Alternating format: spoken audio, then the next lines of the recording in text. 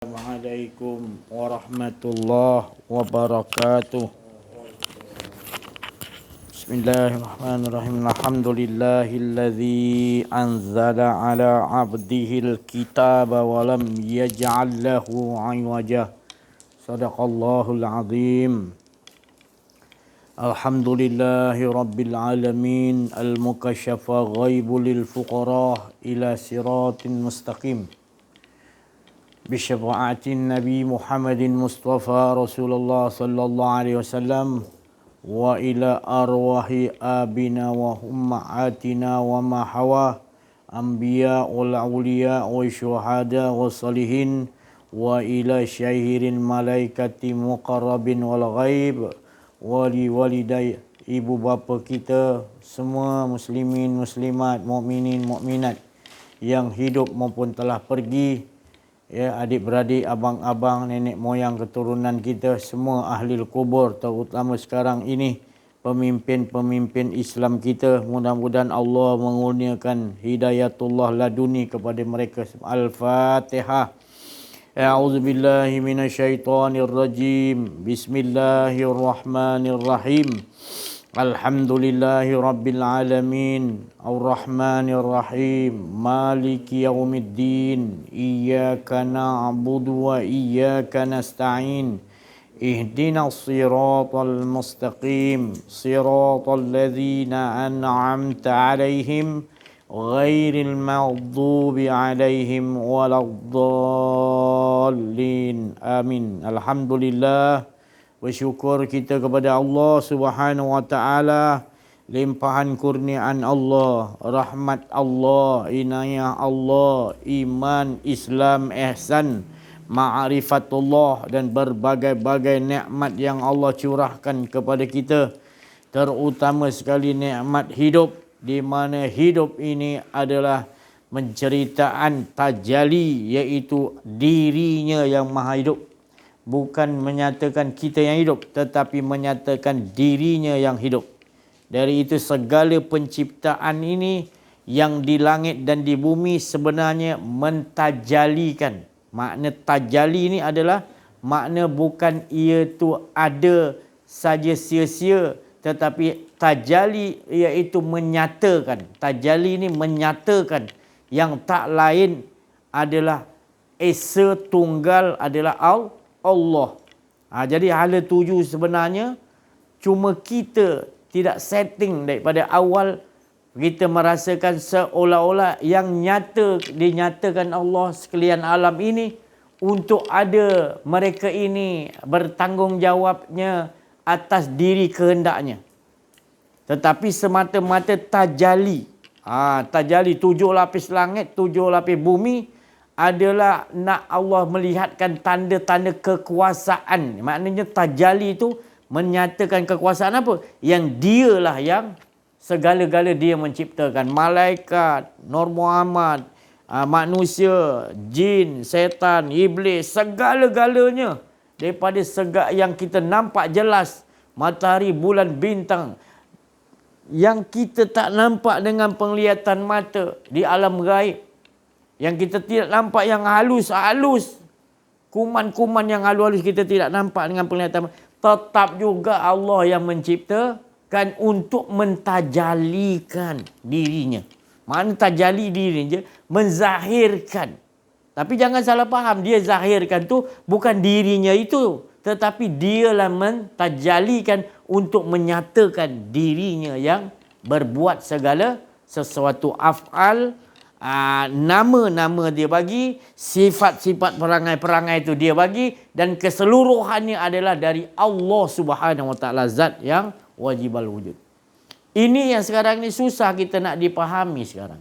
Kita tetap nak merasakan ada kita, ada Allah, ada kita. Tak boleh ada wujud dua. Dia mesti satu. Segala yang aku tajalikan, Allah Ta'ala kata. 7 lapis langit, 7 lapis, apa pun seisi-isinya, tetap diriku. Nampak diriku. Jangan nampak apa yang aku tajalikan. Nampak siapa yang mentajalikan. Siapa yang menciptakan. Penciptaan tu bukan makhluk. Penciptaan tu adalah Allah untuk dia menyatakan diri. Jadi kalau kita nampak sesuatu, masih lagi kita nampak sesuatu, maka masih lagi kita tak tahu hala tujuan sebenar Allah tajalikan tu untuk nyatakan dia yang zahirkan, dia yang nampak jelas. Jangan salah faham pula. Saya dah ulang kali saya cakap tadi. Jangan kalau kita nampak kereta, saya kata kereta tu Allah. Bukan. Segala sesuatu yang ada pada kereta tu, masihkah kita nampak dia itu tadi Allah nyatakan tu untuk nyata semuanya daripada bentuk, nama, sifat kereta tu, semuanya Allah juga yang mentajalikan. Tak ada satu pun yang kalau kita kata kita nampak kereta, ada makhluk lain Jepun ke, Proton di Malaysia ciptakan orang macam-macam. Itu adakah kita nampak makhluk? Kalau kita nampak makhluk lagi, kita nampak Proton, kita tak tukarkan nama itu adalah kenderaan Allah. Bernama apa? Proton Allah mengilhamkan. Toyota Allah mengilhamkan kepada orang Jepun itu namanya Toyota, Honda. Itu semua daripada kalam Allah untuk diberi nama. Jangan kita ingat Jepun yang bagi. Dia dapat daripada mana? Dia ilham daripada mana taruh nama tu? Jadi jangan sombonglah. Kerana semua ni adalah tak ada satu pun makhluk yang ambil bahagian. Semuanya hak Allah Subhanahu Wa Taala. Baru kita nampak Allahu Akbar, baru kita boleh sebut Allah Maha Besar. Tapi kita nampak ada lagi yang lain selain Allah besar, maka ucapan kita masih lagi mensekutukan Allah. Kita tidak betul-betul menyaksikan, mengimani, meyakini bahawa Allah lah segala-galanya. Itu tadi. Susahlah macam ni. Bukan susah. Kita kalau praktiskan, kita buat amaliakan, baru kita terasa manis. Inilah sebenarnya yang dikatakan lebih aman, lebih tenang daripada berada di syurga. Bukan saya cakap kat syurga tak tenang, tapi lebih, iaitu kita tenggelam lebur berada di sisi Allah. Di sisi pun masih dua lagi. Makna di sisi itu tak ada kita, yang ada hanya Allah. Rasakan sendiri. Kalau masih lagi ada dua, Allah akan leburkan bahawasanya supaya kita tahu dia aja yang wujud di sekalian alam ini. Buta kita dah tak nampak lain lagi yang Allah ciptakan. Kita hanya nampak memang benar tujuan Allah ciptakan untuk nyata nampak keesaan diriku. Itu tadi. Bukan kita kaji zat, tetapi kita memahami dah apa yang dikatakan tadi, la ilaha illallah. Jangan ubah lagi kita punya landasan tu. La ilaha illallah tu tak ada. Jangan lagi cuba-cuba nak tengok landasan sebelah tu ada keakuan ni. Jangan ada detikkan. Kita punya dalam diri kita sentiasa tetap istiqamah, iaitu menjaga jangan sampai ada keakuan diri. Tu bukan saja dunia seisinya, keakuan diri kita pun kita tak mau. Sebab la ilaha illallah tu buang keakuan diri. La hayyun, la alimun, la qadirun, la muridun, la sami'un, la basirun, la mutakallimun. Akhir sekali, la khul mawjud. Tak ada wujudku, tak ada wujud semua, melainkan tajalli, iaitu Allah Subhanahu Wa Taala. Seperti mana Nabi Musa, Allah Ta'ala tajalikan di gua, di Jabar, bukit apa? Bukit. Jadi di situlah tempat di mana bukan Allah duduk di situ, tetapi dia berada di lembah Muqaddasil Tuwa. Tuwa tu maknanya suci. Suci itu apa? Di situ tempat penanggalan. Penanggalan apa? Daripada segala sesuatu yang Allah ciptakan, kita tahu dah. Mentajalikan Allah. Dan kemudian diri kita pun kita buangkan akuan diri. Kalau ada akuan diri, kita tak. Walaupun kita duduk kat tempat Nabi Musa yang kata dia melihat Allah di Muqaddasil Tuha tu, tetap juga kita tak akan perjumpaan dengan Allah. Jadi perjumpaan tu tanggalkan kedua terompamu ya Musa. Jadi tanggal tu Nabi Musa faham, tanggal tu buangkan keinginan dunia dan buang hawa nafsu diri kamu.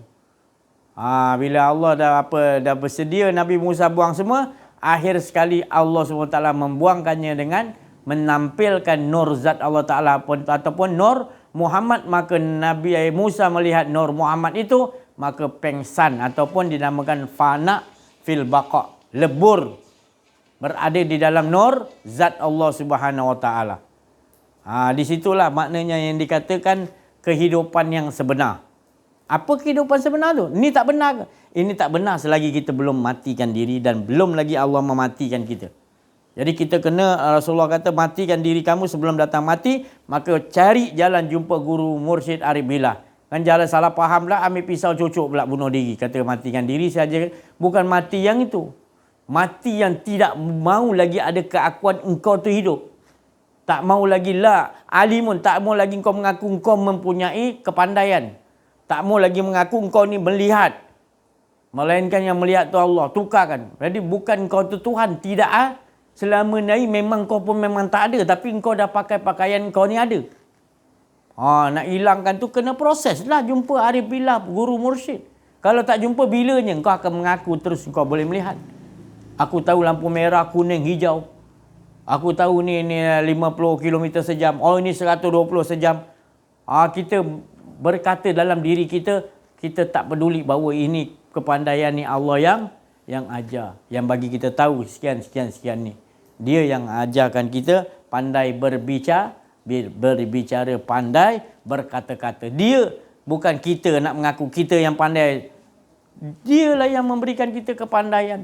Dia yang memberikan kita semua kehidupan ni. Dan kita tak pernah memiliki kehidupan. Kehidupan ini adalah hak milik Allah Subhanahu wa taala. Jadi Allah Subhanahu wa taala memberitahu jelas dengan memberikan kepada kita pakaian. Pakaian kita adalah menafikan tidak ada. Pakaian Nabi Adam, pakaian Rasulullah, la haula wala quwwata illa billahil aliyil azim. Tak ada daya upaya ni. Kita tak memiliki kuasa, tak memiliki hidup, tak memiliki segala kehendak-kehendak. Semuanya diatur oleh Allah. Tapi bila kita tak mengaji ni, tak kenal diri, tak kenal Allah, payahlah kita nak cakap. Nanti kita kata mencuri, dia kata aku ni bukan aku mencuri, bukan aku buat dosa, Allah dah atur. La haula wala quwwata. Maka tu saya cakap tadi, duduk dalam keadaan faham dulu. Engkau bertindak atas engkau terus kenal Allah. Sedangkan Rasulullah kata kena kenal diri kau, diri Muhammad dulu kena kenal. Baru nanti kau dapat kenal Allah. Tapi kalau kau terus nak kenal Allah, inilah jadi dia. Semuanya Allah, sampai kau kata kau mencuri pun Allah. Padahal Allah tak suruh kita berbuat zalim. Tapi kalau kita dah faham nanti, Nabi Khidir itu bukan zalim melobangkan perahu tu. Yang Nabi Musa kata, kenapa kau pecahkan perahu ni, lobangkan? Itu tadi, dia tak faham. Dia kata, kenapa budak yang ni tak ada dosa engkau bunuh? Engkau tak faham. Sebab nanti dia akan mengkafirkan mak bapak dan mengkafirkan orang kampung. Kau tak faham. Nabi Khidir tu faham. Jadi bukanlah itu satu kesalahan. Dan jangan pula nanti si Haji kata kita bunuhlah budak kita. Maksud bunuh tu tadabbur. Bunuh hawa nafsu anak kita sebelum dia akil balik. Bunuh bukan bunuh ambil pisau cucuk. Iaitu kita kena didik dia jangan sampai ada keakuan diri. Bunuh akuan diri tu tadi. Bila akil balik, dia dah tahu dah akuan diri dia tak mau ada. Sekarang ni dah tua bangka pun masih lagi belum akil balik. Akal tak sampai lagi nak mengenal Allah Subhanahu wa taala. Kita tak faham apa tu akil balik. Ya. Tu tadi kita kena selalu Allah Taala kata melihat wa fi anfusikum afala tubsirun. Tengok dalam diri kamu, tengok sedalam-dalam diri kamu. Sedalam-dalam diri kita ni adakah kita lagi? Sedalam-dalam ni sampai kita dapat melihat cahaya Nur Muhammad dalam diri kita. Di situlah kenderaan yang nak bawa berjumpa liqa'a rabbih. Kalau kenderaan tak dapat, macam mana kita nak subhanallazi asra? Kita tak jadi abdihi, tak jadi hamba dia. Kita jadi orang yang takabur. Mana boleh. Orang yang merasa ada akuan diri tu takabur, sombong. Sebab ni kita ni ditajalikan Allah untuk nyatakan Allah, bukan menyatakan kita ni ada. Jadi kita dah terbiasa upah bajaran, jadi kita rasa kita ada lah. Itu jadi masalah kita nak perbetulkan balik tu. Jadi hanya orang-orang yang mendapat hidayatullah laduni. Untunglah dia. Siapa yang tak dapat, maka dia diukur, dikira, tak sanggup lah nanti. Ya, tak sanggup kita nak kira. Kita di hadapan Allah nak menghisap-hisap, nak kira-kira. Aku banyak buat baik ya Allah. Gini-gini. Padahal Allah Ta'ala kata, engkau boleh buat baik tu daripada siapa? Siapa yang memberikan izinan untuk kamu melakukan solat, melakukan puasa, melakukan sedekah, zakat. Apa saja pun siapa. Jadi baru kita faham nanti. Tapi faham tu dah tak guna sekiranya kita masih lagi di dunia kita tak amaliahkan. Kerana itu Allah mengatakan aku jadikan mati dan hidup supaya aku nak melihat. Supaya aku nak melihat siapa melakukan ahsanu amala. Ahsanu amala tu saya dah ulang berkali. Bukanlah ahsanu amala tu engkau rajin solat, berpuasa, bersedekah. Rasulullah SAW bagi tahu pada sahabat yang lain. Nabi sahabatku Abu Bakar As-Siddiq, sahabat karibku, maka dia tadi bukan sebab tinggi darjatnya, disebabkan dia itu banyak sedekah, banyak puasa, banyak tengah malam beribadah. Bukan kata dia tak ada. Tapi sebenarnya Nabi kata ada rahsia. Iaitu dia tu kenal Allah Subhanahu Wa Taala. Darjat dia tinggi. Itu tadi. Selalu bersama dengan aku berdua selalu. Ibaratnya gitu. Tingginya makam Nabi Abu Bakar Siddiq. Itu tadi. Jadi kita lihat dalam kehidupan kita. Kenapa kita tak faham? Sebabkan apa? Sebab kita dah terikut dengan rentak-rentak hawa nafsu kita. Dah terbiasa dah. Semua buat sesuatu ada kita nak imbalan. Tapi kita sembunyikan dengan lillahi ta'ala lah ikhlas. Tapi kita tak faham ikhlas tu apa. Ikhlas tu memang susah nak dipahami. Tapi itulah saya cakap tadi. Ikhlas ni adalah orang yang bila bersedekah, dia tidak merasa dia bersedekah. Orang yang melakukan solat, dia tidak merasa dia melakukan solat. Walaupun dia dah berdiri solat tu, dia tak mengaku. Sebab yang berbuat tu semua Allah. Dia mengikuti skrip-skrip Allah bahagia. Inilah ahsanu amalah. Ini yang Allah nak tengok. Solat tu memang ya solat. Malaikat tu lagi solat tak berhenti-berhenti. Beratus ribu tahun. Tapi Allah lebih muliakan. Lebih jadi Allah Ta'ala tadi menyaksikan kau wahai malaikat-malaikatku, roh-roh para nabiku, bahawa orang ini adalah orang ahli kecintaanku. Kerana dia memakai pakaian Nabi Muhammad sallallahu alaihi wasallam, iaitu buang akuan diri benar-benar, dan Allah jazbah sentapkan hingga dia dah tak ada merasakan melihat, mendengar. Diri dia pun dia tak tahu, semua Allah yang uruskan betul-betul. Bila Allah yang uruskan segala-galanya, maka menjadilah kita ni orang yang sempurna. Tapi kalau kita rasa kita boleh nyusun diri kita sendiri, sampai bila kita takkan sempurna. Sebab kita tak tahu apa yang akan jadi ke depan sesaat ni. Jantung kita pun di tangan, nyawa kita di tangan Allah. Nafas kita di jantung naik turun pun Allah yang naikkan, Allah turunkan, Allah berhentikan. Apa yang ada pada abuk pun tak ada. Abuk pun tak ada pada kita. Jadi jangan sombong-sombong. Kalaupun kita boleh keluarkan karamah ke satu hari 1000 kali, tetap juga kalau kita tak kenal Allah, kita berada di dalam kesyirikan sombong. Kita rasa kita boleh buat, Allah terima doa kita. Kita rasa kita, padahal Allah dah tetapkan kau boleh buat gini. Allah punya kehendak, kau rasa aku boleh mohon pada Allah. Aku boleh paksa Allah Ta'ala bagi. Padahal bukan tu. Memang Allah dah tetapkan skrip tu jadi begitu. Baik atau buruk, siang atau malam, tinggi atau rendah, jauh atau dekat. Apa keadaan pun Allah tu yang jadikan. Sekejap kita rasa dihina, sekejap kita rasa kita dimulakan oleh orang. Jadi itu jangan duduk di antara kedua tu. Kita duduk melihatlah bahawa itu semua adalah skrip-skrip cerita-cerita Allah. Setiap sesuatu kita nampak bergerak, apa kita nampak tu telah disusun oleh Allah Ta'ala. Jadi kita tak merasa ada tekanan dalam hidup kita. Yang ada adalah ketenangan dan keamanan. Inilah cara yang Nabi Muhammad sallallahu alaihi wasallam bagi tahu dan tunjukkan kepada para sahabat Nabi. Jadi sahabat Nabi yang paling rapat dengan Rasulullah SAW, mereka awal-awal lagi mereka ni yakin, hakul yakin, wa kamalul yakin dengan Nabi Muhammad sallallahu alaihi wasallam. Dari itulah dia mendapat ilmu-ilmu rahsia di sisi Allah Subhanahu wa taala.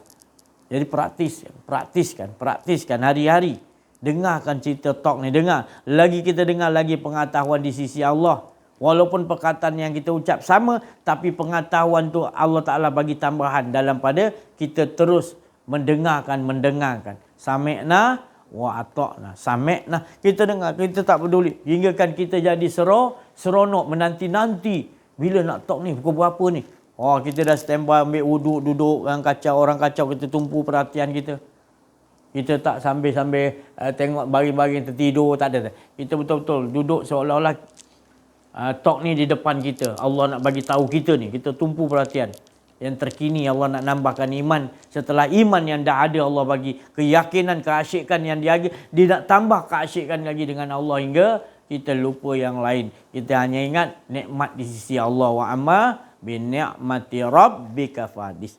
Tak ada tandingan nikmat bila kita dileburkan Allah dan nyata jelas yang ada kul huwallahu. Allah sendiri suruh kita sebut. Apa sebab? Sebab Allah lah yang menyebut tu, aku. Maka Allah nak kita sebut. Maka supaya kita tahu bahawasanya Allah lah yang memberikan kita kalam dapat kita sebut. Memberikan rasa kita dapat mengesakan Allah dengan sebenar. Dan kita dapat berbuat 24 jam itu semua rahmat dan kasih sayang Allah Subhanahu wa taala. Bukan disebabkan kita ni gini-gini, tak ada, tolak tepi itu semua. Yang kita boleh usaha, yang boleh kita duduk di mana, ini semua adalah juga rahmat Allah. Kalau tak ada rahmat Allah, kita nak bergerak, nak pergi ke situ pun tak terpanggil langsung.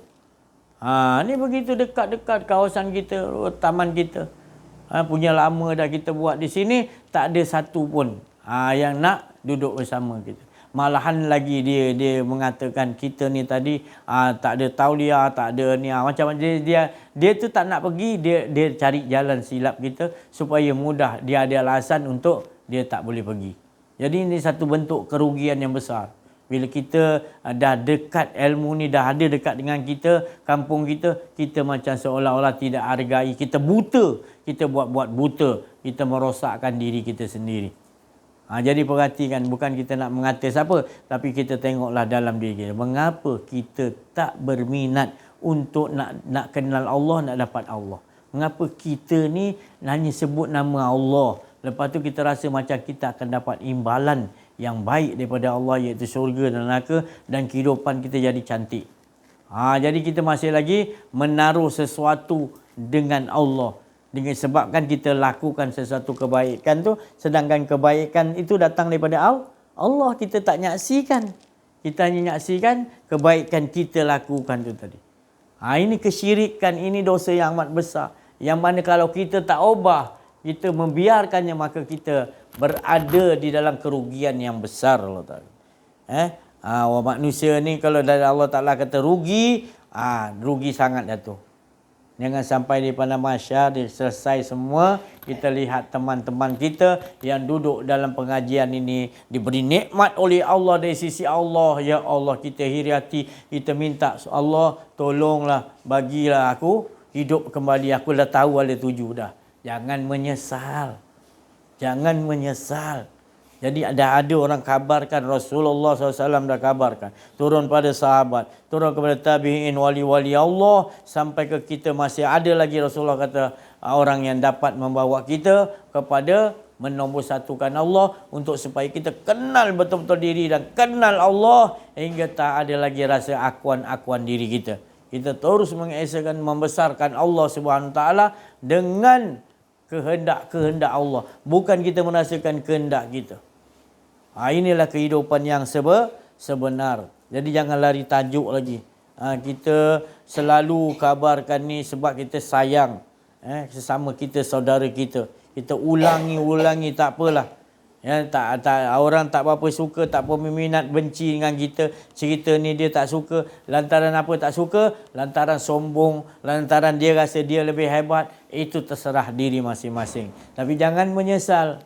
Bila turun nanti Imam Mahdi, Muhammad bin Abdullah, dia bawa jalan ni, baru kita tergigir. Mengapa daripada dulu aku tak ikut Mursyid Arif Billah? Jangan menyesal dah. Rasa macam tertipu. Inilah sebenarnya yang kita nak khabarkan supaya kita sama-sama mengecapi, menikmati, iaitu berkehidupan dengan Allah tanpa ada rasa akuan diri.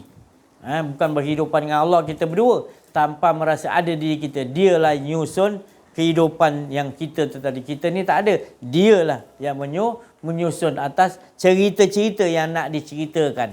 Kisah-kisah, skrip-skrip yang nak telah tulis sejak azali lagi. Jadi itu yang kita nak selalu pandang dalam kehidupan kita.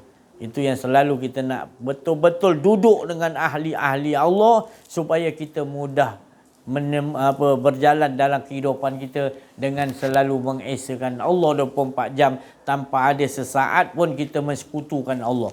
Sekarang ni banyak kita mensekutukan Allah tapi kita tak sedar. Sebab apa tak sedar? Kita ada sombong. Sebab apa sombong? Kita ini iri hati ataupun kita ni hasad kepada orang yang menyampaikan ni. Sepatutnya mesti golongan yang gini yang sampaikan, ulama bukan si Ajis. Patutnya orang gini yang sampaikan, ini orang dah tua, guru tarikat besar apa, dah nak mati tu. Macam tu pakai jubah, pakai serban tebal, dah tua bongkok. Orang macam ni yang layak cerita bukan si Ajis. Dia nak orang yang begitu juga. Banyak orang tua-tua tinggal bongkoknya je. Tapi tak ada nak cerita tentang keesaan Allah. Balik-balik cerita, kita main dam. Ada chess, main chess. Duduk kedai kopi, duduk cerita apa, saya pun tak faham. Sampai kan bila time waktu solat, kita buat-buat macam sibuk. Azan ni kita buat-buat macam sibuk. Macam seolah-olah kita tak dapat pergi solat sebab sibuk. Padahal Allah dah bagi kesempatan, kita nak tipu siapa? Kita ingat kita boleh tipu makhluk. Allah kamu tak boleh tipu. Orang-orang Arif Billah kamu tak boleh tipu. Semuanya kamu nak sembunyikan bangkai, dia tahu, bau tu dia tahu. Kau tunjukkan dengan hadis Quran, kamu tampakkan dengan tu, tapi dalam diri kamu dia boleh bau. Sifat iaitu sombongan. Saya orang panggil, orang-orang gini panggil kita datang, kita pergi. Kita bercampur masyarakat. Kerana kita dengar pesanan Rasulullah SAW. Pertapaan umatku pada akhir zaman adalah bercampur masyarakat. Bukan pertapaan umatku zaman kita ni, Nabi kata duduk dalam gua-gua, duduk dalam bersolok. Sampaikan sembahyang kita tak campur masyarakat. Ada tak ada? Jadi Rasulullah sendiri begitu. Tak ada dah. Dulu aku kena bersolok apa semua. Tapi sekarang ni solok tu lain dah. Kena campur masyarakat. Itu lebih tinggi. Ya, kita solok, kita halwat 40 hari dalam kerambu ataupun dalam liang lahat. Itu memang susah. Orang nak tinggalkan semua untuk betul-betul numpu pada Allah. Susah. Tapi Nabi cakap itu pun masih lagi bukan pertapaanku. Pertapaan umatku mesti bercampur masyarakat. Jadi kita buat juga pertapaan, tapi kita kena campur masyarakat. Bukan buat pertapaan gitu, kita tak campur masyarakat. Kalau nak buat pertapaan, boleh. Nabi kata, tapi keluar pergi jumpa manusia lepas tu. Buat qiyam mulai 2, 3, 4 jam. Besok lepas subuh pergi jumpa manusia. Ataupun buat talk untuk ajak manusia. Rutin istiqamah buat gitu. Jadi ini kehidupan yang sebenar. Supaya kita akan nampak jalan yang sebenar. Jalan yang sebenarnya adalah sentiasa 24 jam, kata Sayyidina Abu Bakar, iaitu kita memandang dalam diri kita musyahadah, bahawa kita sentiasa rasakan dialah yang memandang dirinya sendiri. Tidak ada dua. Melainkan dia nyatakan melalui sifat, af'al dan juga asma. Nama. Itu tadi. Bentuk, dia yang membentukkan. Nama, sifat perangai sesuatu tu dia juga yang sifat malaikat maut begini, malaikat yang menurunkan wahyu begini sifat dia, iblis begini sifat dia, Ya'juj Ma'juj, Dajjal sifatnya bagi. Jadi Allah tu maha sayang kita. Maha sayang kita tu jadi dia bagi tahu dulu. Watak-watak ni kau jaga-jaga.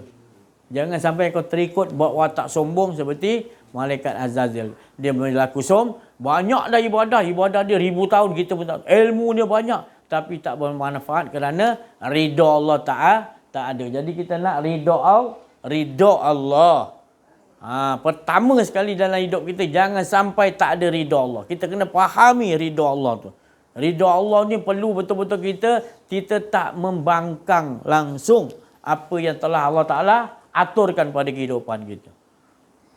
Kita kata kehidupan aku ni teruklah, ujian demi ujian. Ya, tapi kalau kamu mengeluh, kamu mengatakan aku ni teruk, kena ujian apalah ya Allah ni, bagi aku ujian teruk. Itu dah satu kesalahan yang besar. Sebab kita tidak ridha segala sesuatu yang Allah bagi pada kita, baik atau buruk, itu yang terbaik di sisi Allah, qada dan qadar. Kita menerima aja. Walaupun Sayyidina Ali dia berdoa boleh mustajab, satu hari dia doa berbulan-bulan Allah tak kabulkan, Allah bagi yang lain. Contoh dia nak sesuatu apa ni, duit contohlah, dinar 10,000, Allah tak bagi langsung. Allah tak bagi langsung, dia kata ya Allah, ini kehendak kau, aku ridha ya Allah.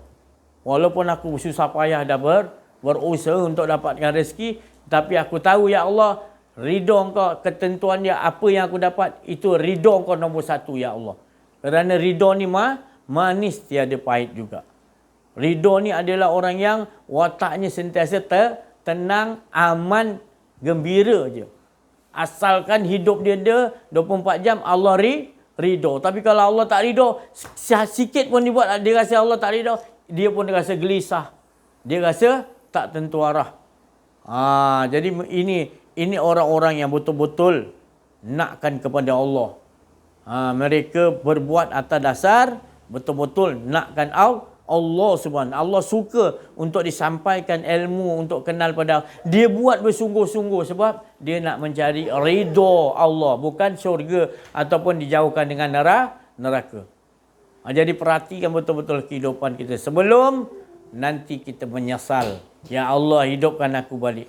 Aku dah nampak dah apa yang telah kau kurniakan kepada orang ketika di dunia mengenal diri, mengenal engkau, maka nikmatnya tak dapat nak. Tolonglah hidup aku balik ya. Jangan sampai menyesal. Allah dah memberi peringatan, amsalah linnas, perumpamaan Allah bagi kepada manusia.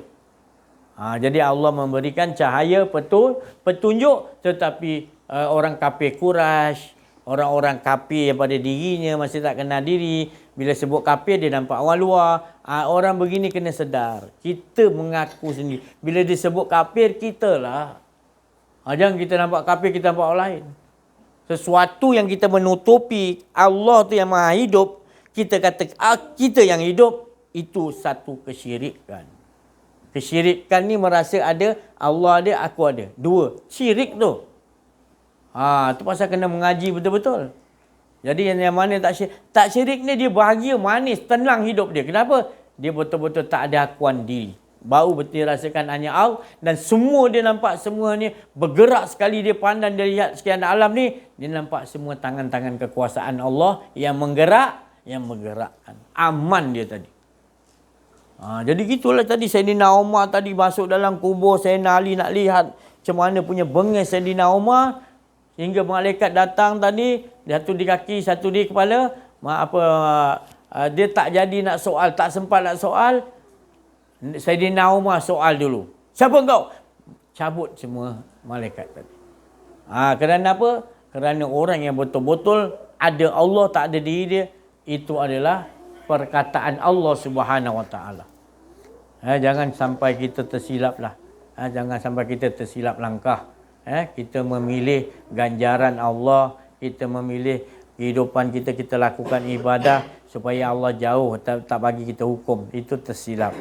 Kita bukan beribadah supaya kita nakkan Allah tak hukum kita. Allah ni penghukum ke? Tak. Dan kita taklah kata kalau kita beribadah kita nak sesuatu ganjaran daripada Allah, tak. Kalau kita masih lagi nak mengharapkan tu, maka kita ni dipanggil orang yang berada di dalam keadaan mensekutukan Allah SWT. Jadi perhati ikut ubah diri kita Sebab peluang masih ada lagi. Kita tidak tahu kejap lagi ke, besok ke, minggu depan ke, sebulan lagi, setahun lagi ke, nyawa kita ni pasti akan dicabut oleh Allah. Dan dicabut tu kita nak dalam keadaan husnul khatimah, kematian baik. Apa kematian yang baik? Bukan cakap aja. Di dunia lagi kita sentiasa mengesakan Allah, kita kenal diri, kenal Allah, itulah husnul khatimah. Kalau tidak, mati kita dalam keadaan buruk. Sebab apa? Kita berpersangkaan buruk dengan Allah. Iaitu kita rasakan kita mampu menghadapi sesaat ke depan. Padahal ke depan sesaat ni kita tak mampu nak hadapi. Melainkan dengan Allah Subhanahu wa taala yang memperjalankan, subhanallazi asra. Jalan dekat ke, jalan gaib ke, semuanya jauh ke, siapa yang berjalankan kita? Allah Subhanahu wa taala. Supaya kita yakin, hakul yakin bahawasanya dengan kita berbuat begitu, meyakini, mengimani, menyaksikan hanya Allah. Kita tak ada, semua tak ada. Allah yang menggerakkan sekalian alam ini. Allah yang memberikan segala sesuatu nyawa kepada sekalian alam ini. Untuk Ta'ala nyatakan dialah yang maha hidup. Ya, saya rasa cukuplah sampai sini dulu. Kita minta pencerahan yang lain kepada Ustaz Auza'i Al-Misri dan juga Syekh Latif dan lain-lain, insya-Allah. Subhanallahil azim, subhanallah wa bihamdih.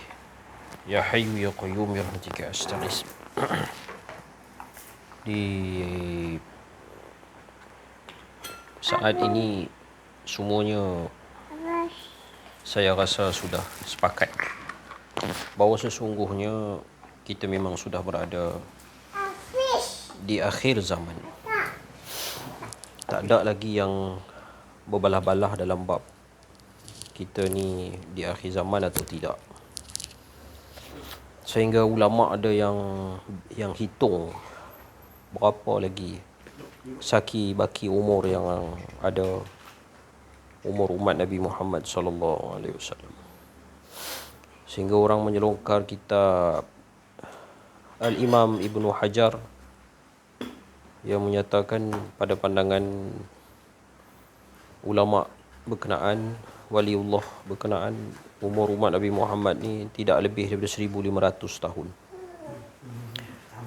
1500 tahun tu wallahu a'lam sama ada kiamat ataupun dia keluarnya Imam Mahdi dan terbunuhnya Dajjal. Kemungkinan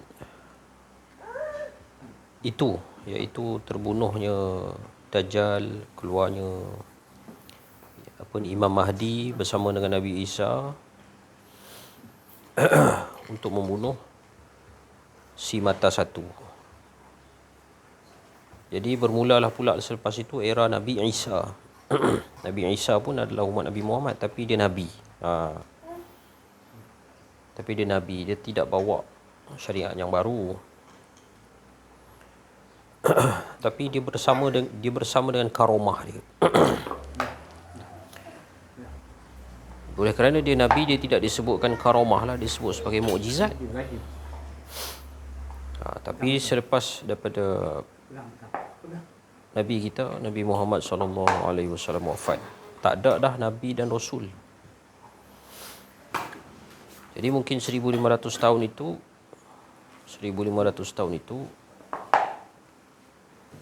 adalah merupakan umur umat Nabi Muhammad tanpa Nabi Isa. Maknanya belum kiamat lagi lah. Sebab nak pergi kepada 1500 tahun tu dah tak lambat dah. Sedangkan ada satu lagi zaman di mana tak ada orang pun sebut nama Allah. Sampai dalam satu hari tak ada orang sebut nama Allah. Masa itulah baru kiamat. Jadi seolah-olah gini punya fasa dia. Selepas umat Islam kena tekan teruk, kena bunuh teruk, dahsyat ini. Kita semua boleh tengok sendiri dekat dalam media sosial. Sudah pasti di saat di kala umat yang paling dahsyat teruk tu. Mungkin ketika itulah Imam Mahdi akan datang sebagai pembela. Berlawan dengan siapa? Di kemuncak kejahatan ni ialah Dajjal. Kepala segala kejahatan pada hari ini ialah Dajjal. Allahumma salli ala Muhammad. Jadi Dajjal ni Imam Mahdi lawan tak berjaya. Tak berjaya-berjaya. Sehinggalah turunnya Nabi Isa. Diceritakan Nabi Isa ni bunuh Dajjal dengan cara yang sangat mudah. Kerana apa? Di situ nak menunjukkan bahawa kekuasaan dan keesaan Allah lah. Dah Allah tulis begitu, tak ada siapa dapat lawan Allah sebenarnya. Tak ada siapa dapat lawan Allah. Kekuasaan Allah, mengesakan Allah. Allahumma salli ala Muhammad. Jadi bila kita dah sedar kita duduk tang mana, Allahumma salli ala Sayyidina Muhammad. Kita dah sedar di atas garis masa yang mana kita duduk. Kita kena buat persiapan lah. Persiapan yang paling penting dua saja. Persiapan yang paling penting dua slogan lah. Slogan pertama, mencari guru mursyid. Bila dah jumpa guru mursyid, guru tu akan, di antara topik yang paling penting yang akan diajarkan oleh guru mursyid ni adalah membuang keakuan diri lah, mana-mana pun lagu tu. Masa kita mengaji dengan Walid Al-Malik, dia punya istilah dia nafi isbat. Itu istilah ulama-ulama yang terkenal lah, zaman berzaman seluruh dunia, nafi isbat. Banyak kitab-kitab menceritakan tentang nafi dan isbat. Dan slogan yang kedua ialah slogan yang telah disebut oleh seluruh ulama jikalau tak jumpa guru mursyid, ialah berselawat. Berselawat ini juga merupakan satu slogan yang semua ulama, para arifin billah bersetuju. Selawat dengan kaedah yang telah disebutkanlah, dengan membuang keakuan diri, dengan bukan menyatakan aku yang selawat, membuanglah kesyirikan, keriakan, semua buang. Namun keistimewaan selawat ni, jikalau kata tak berjayalah buang keakuan diri, memang datang juga lawan macam mana, sembelih macam mana pun datang juga keakuan diri, bangga, aku selawat.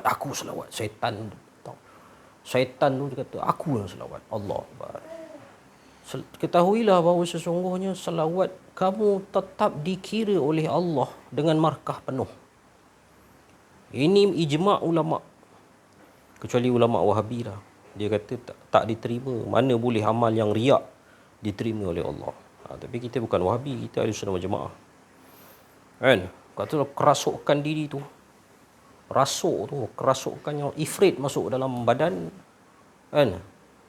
Keakuan diri tu menebal sehingga dia kata, akulah yang selawat ni. Dia kata. Keakuan diri dia. Lepas tu, ketahuilah bahawa sesungguhnya selawat kamu tetap dapat markah penuh. Dan kamu tetap dikira sebagai orang yang bersama dengan Allah dan para malaikat berselawat. Allahumma salli ala Muhammad. Tapi peristiwa itu tidak akan terjadi. InsyaAllah tidak akan terjadi. Kerana ifrit, jin, iblis tak berselawat. Tak boleh selawat. Cahaya selawat tu mutala'li. Cahaya selawat tu bergemerlapan, lembayung memayungi alam buana. Allahumma salli ala Muhammad. Dan cahaya tu milik Allah juga. Mana ada cahaya, mana ada kepemilikan pada makhluk. Tak ada kepemilikan, semua ini dia yang punya. Kita siapa? Kita hanya pemegang amanah saja.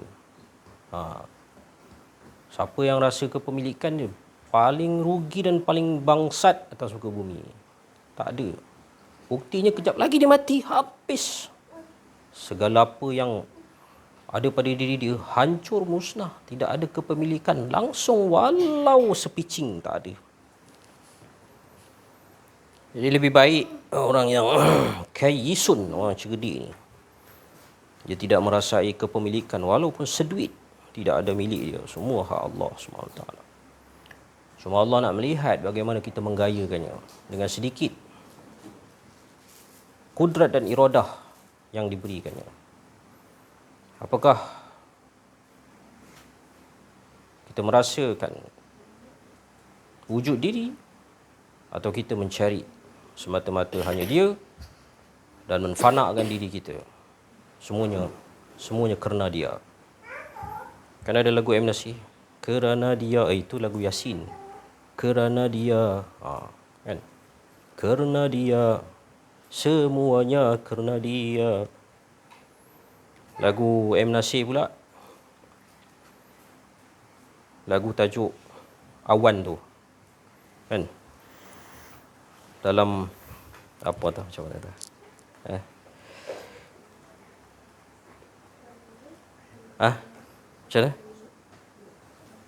mana? Dalam awan ada laut, dan dalam laut ada apa? Allah, masa ni lah nak lupa. Jadi di dalam lagu tu kata, kita ni wujud semua kerana dia. Kerana dia. Kecintaan, kewujudan kita semuanya adalah pancaran-pancaran cinta. Allahumma salli ala Muhammad. Dan kewujudan kita sendiri pun adalah kerana cinta. Cinta ibu bapa kita, lahirlah kita. Allahumma salli ala Muhammad. Jadi saya rasa setakat itulah dulu yang dapat dikongsikan. Mudah-mudahan kita mendapat keberkatan. Maafkanlah saya orang yang banyak kesalahan, pendosa. Kak Sharifah. Warahmatullahi wabarakatuh. Alhamdulillahirabbil alamin, al-mukasyafa ghaibul fuqara ila siratal mustaqim, ila siratal mustaqim, ila siratal mustaqim. Subhanaka la ilma lana illa ma 'allamtana innaka antal alimul hakim. La haula wala quwwata illa billahil aliyil azim. Syukur kita kepada Allah Subhanahu wa taala, limpahan kurniaan Allah. Pada petang yang mulia ini dapatlah kita bersama-sama mendengarkan kalamullah, tak lain iaitu hala tuju. Hala tuju. Perhatikan perkataan saya. Hala tuju ke arah menyatakan keesaan Allah Subhanahu Wa Taala, iaitu bukan hanya menyebut la ilaha illallah. Budak 5 tahun pun boleh sebut la ilaha illallah, tapi sekarang ni kita nak mengetahui, mengimani, meyakini la ilaha illallah yang dibawa dalam kehidupan harian kita. 24 jam ni Allah Taala ni, yang dibawa dalam kehidupan harian. Dipecahkan oleh Syekh Abdul Qadir Jalani yang Ustaz cakap tadi. La hayyun la alimun. La hayyun tu kalau kita rasa kita hidup, tadi pun dah dipecahkan, maka ke-66 yang tadi tu dia ada 7, ke-66 tu dia akan tak tercetus di situ. Sebab kita tak buat latihan, latihan tu. Kita rasa kita lagi. Jadi sebenarnya di akhir zaman ini perlu ada pembimbing rohani. Kita minta maaf cakap, memang kita ada ustaz. Boleh saya tanya dengan wife saya? Boleh saya tanya dengan wife saya? Dekat you dulu, awak ada belajar kenal diri, kenal Allah ni? Ada tak? Soalan saya ni, soalan direct ni. Tak ada. Sahabat saya belajar di Syria. Bila saya sebut nama ni, sebut perkataan ni, tak ada, dia kata. Itu yang terbuka lah, yang dia sendiri terbuka. Sahabat saya, dia belajar di Syria, ada. Sahabat saya, ustaz tu. Tak ada, dia kata. Bayanglah. Itu kita nak cakap benda-benda ni dah ditutup oleh pihak-pihak Yahudi. Pelajaran dia dah masuk dah dalam ni. Tu cakap, kalau kau belajar kat Syria ke Mesir apa nama Jordan pun, tak ada benda ni, tak ada. Memang tak ada pun. Kan? Saya sembang dengan rumah saya, masa tu berada di Madinah, masa tu menunaikan haji, kan. Penterjemah itu belajar di Madinah, Penterjemah menyatakan maqam Nabi Muhammad sallallahu alaihi wasallam jasadnya tidak berada di situ, dia kata. Saya mengucap panjang, saya cakap. Saya mengucap panjang. Sebab apa? Itulah saya cakap. Padahal dalam hadis menyatakan bahawa di mana Nabi wafat, iaitu di rumah Aisyah, Aisyah di situlah dimakamkan. Maka adalah memang jasad ada di situ. Kan? Maksudnya gitulah. Saya nak nyatakan. Jadi benda ni semua ditutup. Kan, ditutup. Jadi kita ni nak kena kembali pada Allah Subhanahu Wa Taala. Kita dulu asal-asal kita memang tak ada pun. Kita yang ada hanya Allah, maknanya keasyikan kita di alam roh pun kita menyebut ballah. Maknanya dia nakkan Allah je. Dia tak ada fikir makan, minum apa semua masa tu di alam roh tu. Sebab tu kita penjelasan begini, siapa yang nak jelaskan sekarang ni? Di akhir zaman ni, siapa yang nak jelaskan? Kan? Itulah. Kita kena cari betul-betul orang arif billah, pembimbing rohani yang nak bimbing hati kita ni, bawa hati kita ni kepada Allah Subhanahu Wa Taala. Kenal, kita mesti ada talqin daripada pembimbing rohani, iaitu la ilaha illallah. Ada talqin dia. Kan? Ada talqin dia. Ini talqin lah ni. Ini talqin yang Ustaz cerita tadi. Ini talqin dia, la ilaha illallah. Dia bawa dalam kehidupan harian dia, makan, duduk, bawa kereta tu. Jelas kan, kalau saya sendiri bawa kereta, saya rasa saya lagi pegang steering. Dulu saya tak tahu, sekarang saya alhamdulillah Allah Taala bagi tahu pengetahuan tu. Maka kita nak ubah di situ. Nak tukar kita punya kehidupan kita di situ. Itu yang sebenarnya. Kan, nampak macam mudah, tapi ada sahabat saya di Kuala Lumpur, apabila dia belajar dengan dia berhadir talk macam ni di Kuala Lumpur, dia cakap mula dia dengar, senang dengar keakuan diri, menanggalkan keakuan diri. Dalam kitab ada, kitab Al-Hikam ada menanggalkan keakuan diri, ada. Tapi ada tak dia berjumpa, dia bersama dengan arif billah. Itu kerja tu bukan mudah. Tapi bila dia menghayati, kan, dia jadi anak murid, kan, dia jadi betul-betul anak murid. Bukan dengar, bukan sahabat je. Dia macam Rasulullah lah. Sayyidina Abu Bakar, Sayyidina Umar, sahabat dan anak murid. Dia anggap Rasulullah tu guru dia dan sahabat dia. Mana dia anggap sahabat je? Tak, dia kena anggap guru. Guru tu macam mana? Adab dia gitulah. Adab dia. Dan adab akhlak yang paling tinggi adalah menafikan betul-betul keakuan diri dia. Jadi itulah yang sebenarnya kita nak bawa di situ. Peringkat sampai dia cakap dengan saya, ya Allah, dia kata, Latif, rupanya engkau cakap ni membuang keakuan diri rupanya susah ya. Lah, engkau ingat senang ke? Itu dia. Memang dia ada proses ni memang, tapi tak adalah saya kata susah ni tak perlu kita belajar. Memang wajib kita belajar. Wajib setiap manusia belajar. Kan? Membuang keakuan, menafi betul-betul. Itu betul la ilaha illallah. Itu manis tiada pahit. Tadi saya bercerita dengan isteri saya. Saya tak cerita apa-apa ni. Saya cerita dengan isteri saya. Tergempar pada malam tadi, ada orang ketuk-ketuk. Bermula dekat Melaka, lepas tu sampai di Perlis. Berseri Perlis pula tu. Berseri Perlis. Ada orang ketuk pukul 3 pagi. Itu yang seronok tu. Kan? Saya cakap, bagus tu. Dia nak ajak kita supaya kembali pada Allah. Jangan takut pada tu. Orang dengar ketuk, takut.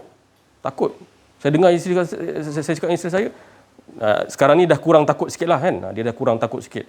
Dia bukan masalah ada orang pagar ke tak ada, tak. Kan? Kalau nak kata, kalau dia nak cerita pada perawat-perawat, saya nak cakap dengan perawat tu, hello, wahai siapa-siapa sahabat kan, engkau tolong buka pagar tu, bagi dia masuk, ketuk semua rumah dekat dalam berseri ni. Kan? Dia nak tengok dia takut pada siapa. Kan? Itulah, dia nak ajar kita bahawa kita ni takut, jangan banyak takut sangat. Kan? Allah Ta'ala beri kita takut nak rasa keakuan tu. Itu dah ajar kita tu. Dan sahabat saya pun ada dekat, saya tak ada dalam grup, tapi dia ceritakan benda ni lah tadi. Memang di personal saya lah, kan. Dia satu taman dengan saya, dia kata kan, kecoh ni. Dia tahu saya ni kan, saya pun tak boleh buat apa. Saya bukan boleh pagar apa benda tu. Kalau saya boleh pagar pun, saya akan buka pagar tu. Suruh dia masuk, ketuk seorang-seorang rumah. Sedar, kan, sedar. Saya sedar diri saya, rumah saya pun kena sedar juga. Dan bahawa kita ni yang paling penting ni, takut akan rasa keakuan. Keakuan diri tu. Itu paling penting tu. Sebab apa? Sebab apa banyak kata Ustaz cerita tadi, semua pun cerita, kan? Apa yang dikatakan keakuan diri ni? Bahayanya apa? Sebab apa bahayalah benda tu? Kita nak cakap, kau memang betul kena nafi benda ni betul-betul. Kan? Bidang tak sama, Bidang cikgu, bidang engineer tak sama. Masa kan sama. Mana kita nak samakan, kita pukul rata sama tak sama? Memang tak sama. Tapi bidang yang ni Allah, kan? Memang amat halus, latiful khabir, halus, kan? Saya pernah berjumpa dengan seorang jemaah di ustaz pun kenal, saya pun tak ingat nama dia. Dia bekas polis, kan? Saya nak pinjam parang dia je, kan? Ni saya nak sebut dah. Saya nak pinjam parang dia ni ustaz nak pinjam, dia ada korban masa tu. Lepas tu dia betul-betul dia buat, dia asah pisau betul-betul tajam. Jaga-jaga baik-baik yang tu tajam tu. Tadi saya saja bertanya dengan dia, kenapa kau buat macam ni semua? Kau betul-betul teliti. Tak boleh. Ustaz tu dia halus, dia kata. Aku tak berani minta. Ni kalau sebut pasal ustaz, dia halus, kan? Dia kalau nak pisau tajam, silap-silap aku kena sound kalau pisau tu tumpul. Nampak? Dia mentaliti dia ke situ, nampak? Dia menghalusi orang-orang yang pegang akan yang dikatakan pegang akan tauhid ni sebenarnya, kan? Semua dia pegang kuat, kan? Syariat dia kuat, tarikat dia kuat, hakikat dia kuat dan makrifatnya sekali seiringan, kan? Jadi itulah yang sebenarnya kita nak bawa, kita nak ceritakan dekat anak-anak kita. Macam saya ulang lagi, macam saya cakap, saya sebut dengan mak saya, alhamdulillah, orang yang saya sanjung. Mak saya umur 73 tahun, saya cakap dengan dia, mak, kan, boleh tak kita kenal Allah? Mak saya tak jawab lah, kan? Boleh tak kita nampak Allah? Mak saya diam. Dia belum bagi jawapan lagi. Jadi saya tanya, mak nak nampak Allah senang tak? Dia tak tahu lagi. Dia bukan tak tahu, dia tak nampak lagi. Saya cakap, mak cuba tarik nafas, turun nafas. Okey, yang naikkan nafas mak tu siapa? Dia kata, Allah lah, siapa lagi? Itu mak nak nampak Allah lah tu. Bukan nampak dengan mata yang ni. Tapi nampak dengan siapa yang menggerakkan tu. Itu permulaan itu yang kita sentuh pun masuklah dalam rohaniah mak kita. Maksudnya gitulah. Itu Allah Ta'ala bagi saya. Masa saya balik di Johor dulu.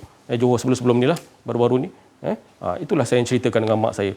Sama juga yang saya cerita dengan adik saya. Sama. Solat tu macam mana? Dia kata, solat tu kita kena tahu makna daripada Al-Fatihah sampai memang betul. Itu tafsir dia. Kan? Telefon baru 2 hari lepas. Kan? Tapi siapa yang menggerakkan koyumiah kita berdiri? Allah. Siapa yang membesarkan diri? Kita ke membesarkan diri kita? Kan? Jadi yang membesar itu Allah Ta'ala, dia membesarkan akan dirinya. Sebab Allah Ta'ala cukup dengan diri dia. Jadi dia mentajalikan diri kita, menzahirkan diri kita, bukan nak menyatakan diri kita. Tapi nak menyatakan diri dia yang Esa. Itu yang dalaman kita ni pegang tauhid yang sebenar-benarnya. Tadi Mat Lela, Datuk Mat Lela. Datuk Mat Lela, saya baca baru saya baca tadi, dia berseorangan masa penjajah British Jepun masa tu nak serang, dia sorang-sorang. Jepun pun tak nampak dia, siapa semua tak nampak dia, tiba-tiba Jepun semua dia mencederakan semua orang musuh-musuh tu semua. Disebabkan apa? Dia pegang ni tauhid lah ni. Sebab nak jaga bangsa, agama dan negara. Kan? Tu sebenarnya. Jadi kita tak jaga tu semua. Kan? Kita anggap kita orang nasihat kita, kan? Kita anggap orang nasihat kita macam suara kita tegas, dia kata kita marah, dia kata kita garang. Mana ada garang? Siapa cakap garang tu dia tak faham lah tu. Kan? Mak garang mana dia? Mak saya pun garang juga. Kan? Jadi kau jangan buat tu. Kan lain tu kan. Maknanya dia kata dia tak bagi kita buat yang tak baik lah. Kan? Jangan kita buat yang tak baik lah. Jadi ke arah kebaikan. Mak kita gitulah kita. Jadi orang yang nasihatkan kita gini, jangan buat macam tu, jangan buat macam tu. Kan lain tu. Tegas. Kalau kita cakap lembik-lembik, jangan buat macam tu. Kan? Itu bagi saya satu borang, saya nak hantar dekat KKM. Dia tak pandai. Dia tak pandai nak mengolahkan. KKM akan hantar ke Tanjung Rambutan. Sebab dia tak ikut situasi yang sebenarnya. Kan? Itu. Ini saya bukan cakap apa bukan cakap nak apa-apa semua, nak nyatakan kehidupan kita itu yang sebenarnya kita nak jelaskan supaya kita tegas asyidda walal kufar ni takut kita kan, macam takut orang ketuk pintu tadilah kat Mesri ni kan, takut kan, biarlah dia nak ketuk sajalah, dia menggurau-gurau je, apa masalah kan. Ini bukan saya berani kan, saya pun kalau dengar pun saya takut juga kan, tapi hilangkan takut tu, tukar takut tu kan. Kalaulah kata pukul 2 pagi ketuk pintu kan, tapi saya pun takut juga kan, tapi bukan, kita tukarkan takut tu kepada takut ya Allah, jangan ada rasa engkau pun sama juga makhluk Allah kan.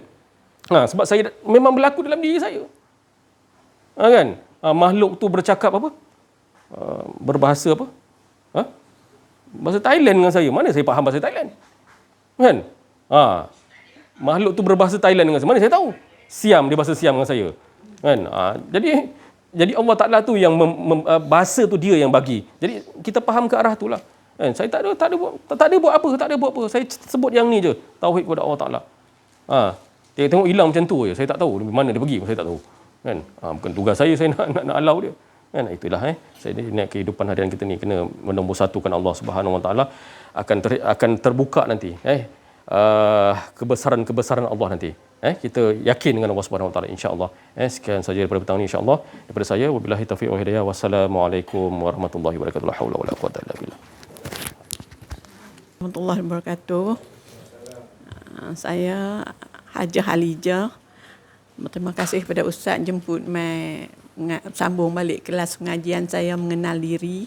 Sebenarnya ilmu mengenal diri ni Allah Ta'ala kirim dah kepada bapak dia. Entahlah Tok Guru dia Kelantan ke mana entah. Tapi masa umur 25 hingga ke 30 tak nampak lagi ilmu ni. Bapak selalu terang macam ni. Tapi tak menerima, langsung tak menerima. Sehingga pada tahun 1993, bapak meninggal. Simpan-simpan, baru nampak kitab-kitab bapak, iaitu satu kitab yang walaupun kecil tapi amat berkesan, amat berguna. Tapi secara teori lah, iaitu kitab mengenal diri. Apabila berpindah balik mengajar di kawasan Yitra, jumpa pula seorang budak kantin saja, tapi dia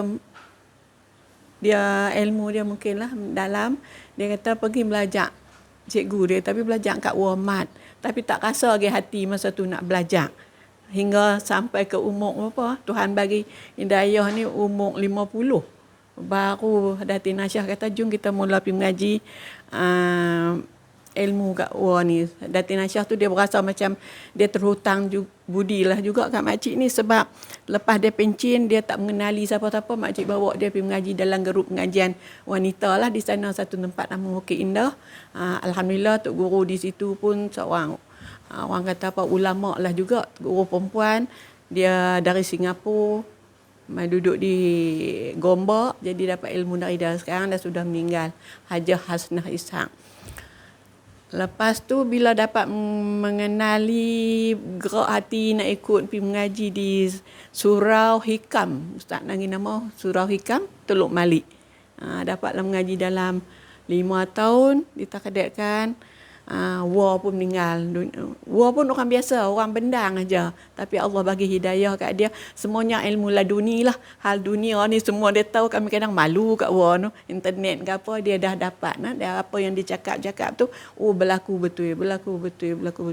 Lepas tu ditakdirkan Allah jemput dia balik ke rumah Allah. Dan sekarang anak murid dia lah Profesor Sobri UiTM Arau kot. Tapi hari ini kemarin pengajian tak dapat sambung, Prof ke accident kot dengar kata. Kemudian itulah disambungkan, dan kitab ada 2-3 kitab dah. Kena buka balik lah kitab, tapi yang makcik ulang balik tu Hikam lah, kitab Hikam.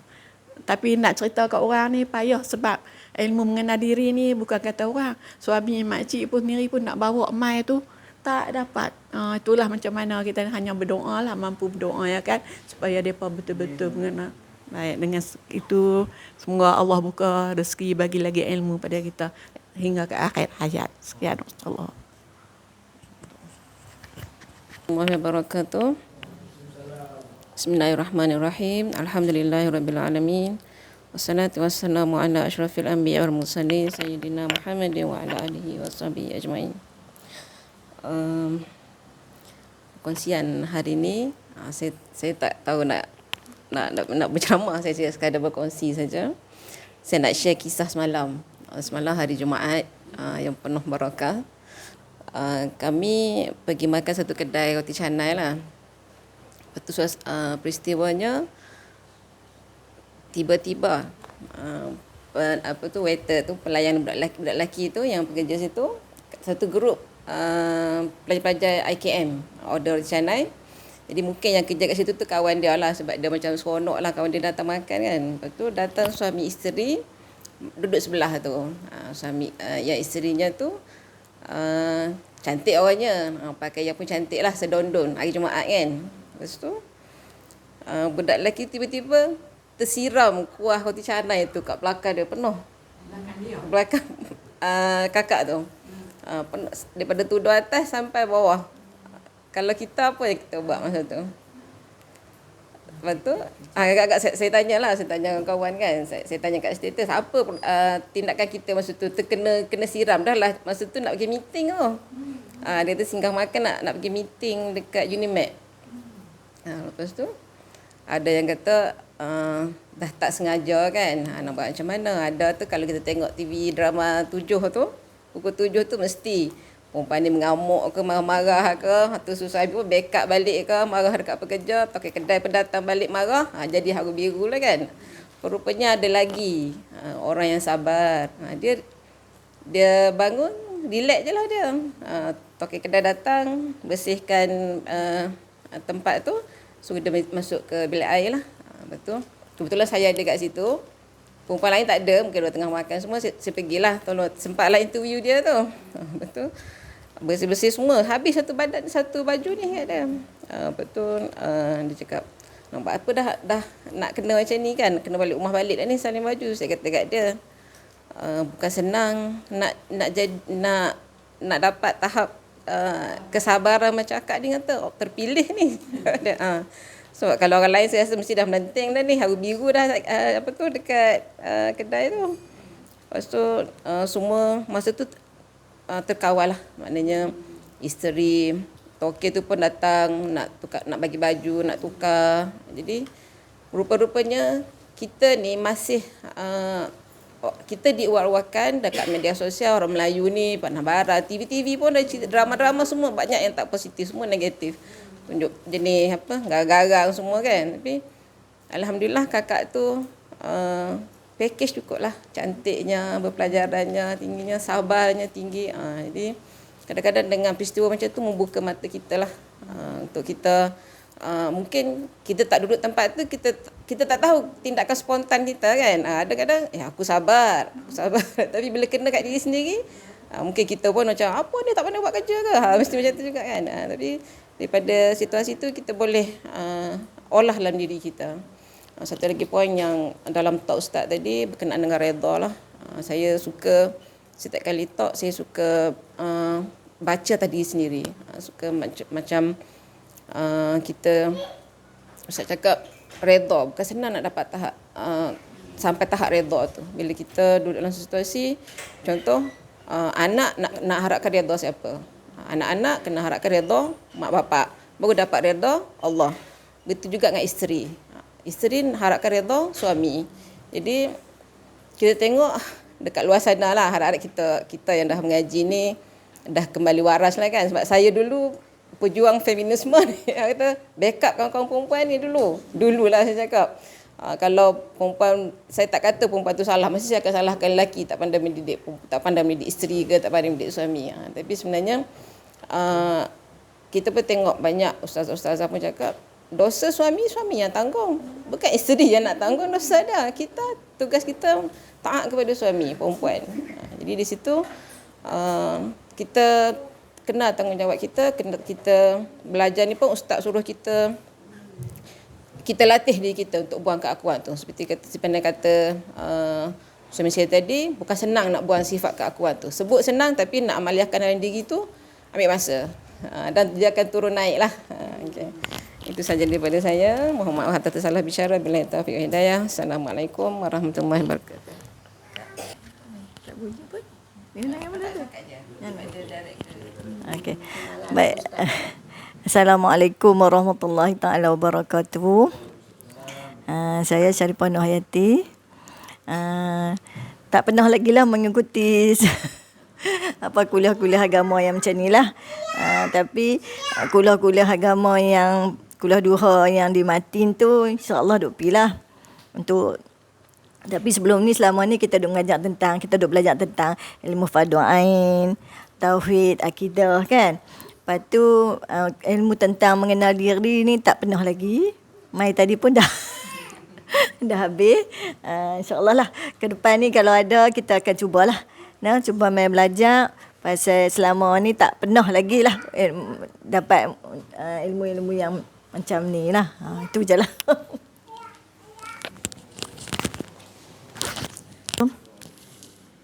Alhamdulillah, terima kasih kepada sahabat-sahabat yang ada di rumah dan juga yang pendengar-pendengar YouTube. Alhamdulillah, hari ini saya nampak banyak ilmu yang Allah hantar dan kunjungan sahabat saya ni yang walaupun sekejap tapi ada impak yang paling besar. Pertemuan dengan Kak Pah, dengan Kak Halijah sebagai rakan. Hanya sekejap saja, berapa minit dalam setengah jam di airport. Tapi sebenarnya ilmu-ilmu ni Allah nak hantar sesuatu pada kita supaya ada ingatan, ada ilmu, ada ingatan, ada peringatan, ada tanda, ada petanda dalam kehidupan. Begitu juga dengan sahabat saya ada daripada Terengganu yang tiba-tiba saya jumpa di airport juga. Jadi menjadi rakan dan ada ilmu baru yang saya dapat. Jadi dalam ilmu kena diri kena Allah, kalau kita nak belajar mungkin ambil masa perlahan-lahan, ada yang cepat, ada yang lambat. Macam saya ni ambil masa lah, banyak keakuan diri lagi dalam ni. Kadang-kadang dalam belajar ilmu kena diri, kita nak bawa, tapi ujian sebagai manusia ni banyak. Kiri kanan tu banyak, ada ujian sesama manusia bersama. Jadi nak ikhlas, nak jujur tu kadang-kadang benda tu dia mengganggu. Walaupun kita memang nak dah, yakin dah, ya Allah aku redha dah, tapi dalam keadaan tertentu ni ujian dengan manusia ni berat. Macam itulah. Tapi bagi saya ilmu kena diri kena Allah ni, saya lihat satu je, apa benda yang Allah hantar tu sebenarnya ada ilmu untuk saya. Perjalanan-perjalanan ni supaya kita ambil panduan, ada tanda, ada petanda yang kita kena lalui, ada tanda yang Allah bagi, kena beringat. Macam tu. Untuk kena diri kena Allah, kita yakin Allah akan bantu kita pada suatu waktu yang tepat, bukan sekarang. Jadi nak kena diri kena Allah, kita bawa ahli keluarga kita, kita yakin semua benda ni kita nampak Allah dulu. Macam Ustaz cakap, Allah tak pernah tinggalkan kita pun. Kadang-kadang kita yang terjerumus sendiri kan, bukan salah Allah pun. Tapi bawalah ahli keluarga kita perlahan-lahan, nampak Allah dulu. Allah akan bantu kita suatu hari nanti, bukan sekarang. Tapi perlahan-lahan bawa ahli keluarga kita kena Allah, kena diri kita. Jadi untuk pertemuan-pertemuan yang hari ini ni, saya bersyukurlah tiba-tiba Kak Halijah mesej kata nak datang turun rumah. Lepas tu Kak Yati pula terlambat sikit, tapi akhirnya sampai. Jadi Allah hantar ni sesuatu yang menambahkan rakan, menambahkan silaturahim, sebab tanpa ada hidden, tak ada tersembunyi, tapi kasih sayang je. Jadi saya harap kasih sayang kerana Allah ni akan terus, akan sampai lagi di hari-hari mendatang dalam sama-sama kita nak tuntut ilmu ni. Dan untuk hari ini ujian semakin berat, cabaran-cabaran semakin banyak, hiburan pun dah melebihi dengan TikTok dan sebagainya. Kita tak mampu nak alih dah, walaupun kita ada ilmu banyak pun, walaupun ada ceramah-ceramah agama pun, tetapi hiburan itu juga yang kita dengar dulu, kita baca dulu, barulah terdetik tu nak ubah. Macam tu. Itu pun salah satu juga syaitan-syaitan bisu yang ada dalam badan ni. Tapi pelan-pelan lah, kalau niat kita tu betul, insya-Allah Allah betulkan juga. Jadi sama-sama kita bawa ahli keluarga perlahan-lahan, anak-anak, masyarakat kita perlahan bermula dengan dalam rumah tu sendiri. Bawalah ibu ayah, bawalah anak-anak kita kena Allah, supaya kita pun nak balik kepada dia juga. Sekarang ni dah ramai dah yang pergi ni. Jadi sama-sama lah kita balik, kenal Allah. Itu sahaja daripada saya. Assalamualaikum warahmatullahi wabarakatuh. Apa yang diucapkan oleh sahabat-sahabat kita, teman-teman kita, saudara-saudari kita, yang diucapkan Al-Fadil Ustaz Ahmad Auza'i Al-Masri, Syekh Latif dan juga Puan Rozi dan juga tetamu khas kita, ya, cikgu apa nama dia? Izzat dengan Cik Wan Saripah Nur Hayati Al-Jonet. Alhamdulillah, kita ucapkan ribuan jutaan terima kasih kerana sudi datang dan duduk dalam majlis kita sama-sama meraikan, untuk memberikan lagi pengalaman khusus yang Allah berikan. Mudah-mudahan pendengar-pendengar YouTube kita ni bertambah lagi keyakinan. Setelah keyakinan yang Allah beri tu, lagi dengar lagi pengalaman-pengalaman yang lain, bertambahlah lagi rasa keimanan tu. Jadi ini yang kita nak dalam kehidupan kita, bertambah kita yakin. Daripada ilmu yakin naik ainul yakin naik kamalul yakin, sampai kepada kesempurnaan yakin, iaitu benar-benar kita merasakan ma'rifatullah. Kita benar-benar merasakan sentiasa diri kita ini dan je sekalian alam ini kita rasakan Allah aja. Ya, kita nak sampai ke tahap tu. Walaupun susah, tapi kalau Allah tu mengizinkan, tidak ada yang susah. Tadi. Jadi kita yakin Allah yang nguruskan hidup kita, bukan kita. Jadi itulah dia punya skill-skill yang Rasulullah SAW, para sahabat, wali-wali Allah, orang-orang arif billah, ini skill dia. Tak lain buang akuan diri. Bila buang akuan diri, maka bersyukurlah kita. Alhamdulillahillazi anzala ala abdihil kitaba walam yaj'al lahu iwaja. Maka bersyukurlah kita bila kita dah buang akuan diri, maka masuklah, iaitu puji-pujian dia tadi, dia lah tu. Yang mana dia yang menurunkan, Allah semua yang menurunkan setiap apa nak kita perlakukan dalam kehidupan kita, semuanya tak ada bengkok. Tak ada bengkok. Semuanya nyata jelas, semuanya manis. Sebab kita dah tidak ada mensyirikkan Allah. Kita benar tauhid, mengesahkan Allah, manis hidup kita.